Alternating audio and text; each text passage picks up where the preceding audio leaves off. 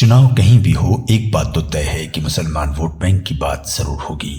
फिलहाल देश के पश्चिमी राज्य गुजरात का चुनाव अपनी चरम सीमा पर है। सभी पार्टियां इस चुनाव में नुरा कुश्ती कर रही हैं। ऐसे मौके पर फिर यह सवाल उभर आया है कि जिस प्रदेश का 9.67% मुसलमान किसको वोट देगा, किस पार्टी का समर्थन करे और उसकी राजनीतिक तौर पर हिस्सेदारी क्या होगी। गुजरात में मुस्लिम ज्यादातर इलाकों में कंसंट्रेटेड है, जैसे अहमदाबाद, भरूच और कच्छ जिला। इन जिलों में मुसलमान बड़ी गिनती में चुनाव को प्रभावित करता है और कुछ सीटों के नतीजे केवल मुसलमान तय करते हैं। बातें बहुत सारी हैं, जैसे मुसलमान वोट बैंक है या नहीं, ये केवल एक मिथ है या कुछ और। बार बार ये बात कही जाती है कि मुस्लिम वोट बैंक है और मुसलमानों ने बहुत वोट डालते हैं, लेकिन ये सिर्फ एक भ्रम फैलाया जाता है जिससे हम लोग भी खुश हो जाते हैं। और फोटोज इस तरह के आते हैं इलेक्शन के कि मुस्लिम महिलाएं लाइन पे लगी हैं, लेकिन जब हम आंकड़ों का अध्ययन करते हैं बहुत कम मुसलमानों की वोटिंग होती है और कहीं कहीं बिल्कुल ही कम होती है।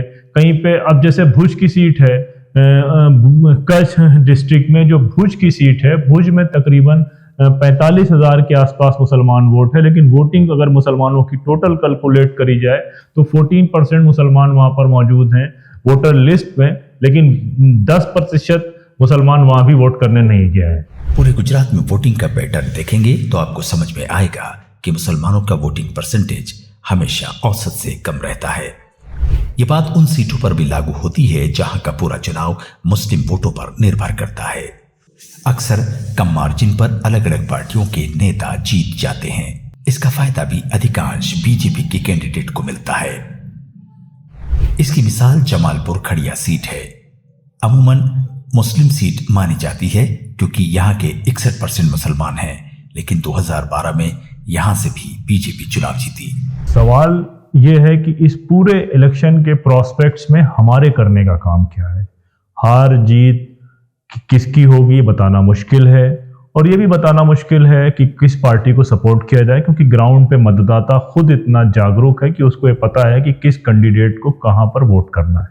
लेकिन जो सबसे बड़ा सवाल है कि जब हम देखते हैं कि गुजरात के पिछले चुनावों को जब हम देखते हैं कि जो भी इम्पोर्टेंट सीट्स थी जहां पर मुसलमानों की एक बड़ी तादाद थी और वो डिसाइडिंग रोल प्ले करती, वहां पर भाजपा जीती।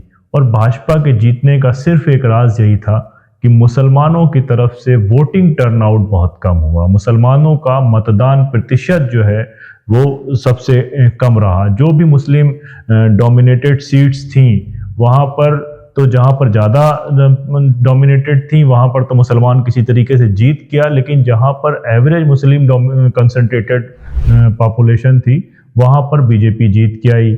चाहे वो धौलका की सीट हो, चाहे वो भुज की सीट हो, चाहे वो गोधरा की सीटें हों, और ये तमाम सीटों के मार्जिन्स 200 वोट से लेकर 1200 वोट के बीच में थे। गुजरात के अहमदाबाद, कच्छ और भरूच जिले में 10 सीटें ऐसी हैं जो सीधे तौर पर मुसलमान प्रभावित करते हैं। इसके बावजूद पिछले चुनाव में केवल 3 मुसलमान विधायक जीते थे। अक्सर इन सीटों पर वही हुआ जो कम वोटिंग परसेंटेज की वजह से बीजेपी के कैंडिडेट चुनाव जीत गए। कि अगर गुजरात में वोटिंग परसेंट 68% था तो जो सीटें जहां पर माइनॉरिटीज के मुसलमानों के वोट ज्यादा हैं वहां पर यह मतदान के समय मत प्रतिशत 60% से ऊपर ही नहीं पहुंच पाया। तो एवरेज जो स्टेट की वोटिंग है उससे हमारी वोटिंग 10% कम रही। तो इस बार हमें सिर्फ करने का एक काम ये करना है कि हमारा जो वोट प्रतिशत होगा वो वोट प्रतिशत अगर हम स्टेट के वोटिंग परसेंट से 2-4% ऊपर करा ले गए तो तमाम नतीजे बगैर कुछ सुने, बगैर कुछ कहे, उन नतीजों में बड़ा बदलाव आपको देखने को मिलेगा। 1990 के गुजरात विधानसभा चुनाव में 2 मुस्लिम उम्मीदवारों को जीत मिली।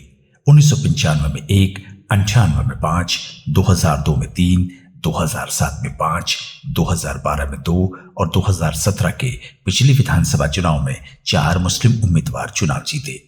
अहमद पटेल गुजरात से आखिरी मुस्लिम सांसद थे। इस समय गुजरात की 26 लोकसभा सीटों से एक भी मुस्लिम सांसद नहीं है। इस साल भी वोटिंग परसेंटेज नहीं बढ़ता है तो हालात बदलने के ज्यादा चांस नहीं है। ये पूरा जो नैरेटिव है, इससे ये बात समझ में आती है कि हमारा वोटिंग परसेंटेज सिर्फ अगर 10% इंक्रीज हो जाए और हम केवल स्टेट के बाकी गुजरातियों के बराबर मुसलमान गुजराती वोट करने लगे तो बहुत आसान होगा कि मुस्लिम उम्मीदवार भी चुनकर आएंगे और भाजपा की सीटें कम से कम होंगी।